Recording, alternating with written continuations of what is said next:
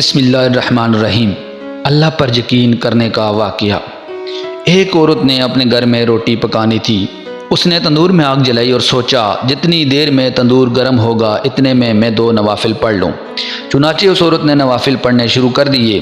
شیطان کو گوارا نہ ہوا، اس نے عورت کے چھوٹے بچے کو تندور کے قریب کر دیا۔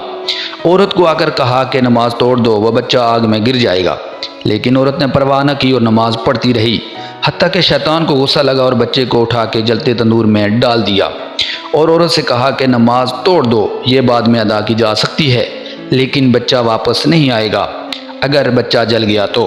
عورت نے نماز مکمل کی اور آ کر دیکھا کہ واقعی تندور کے شعلے مارتے آگ میں بچہ پڑا ہوا ہے۔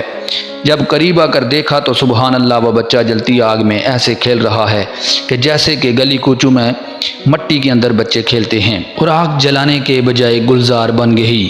دوستو، یہ ہمارے رب کی عبادت کا صلہ ہے اور خالق سے محبت کا ثمر ہے۔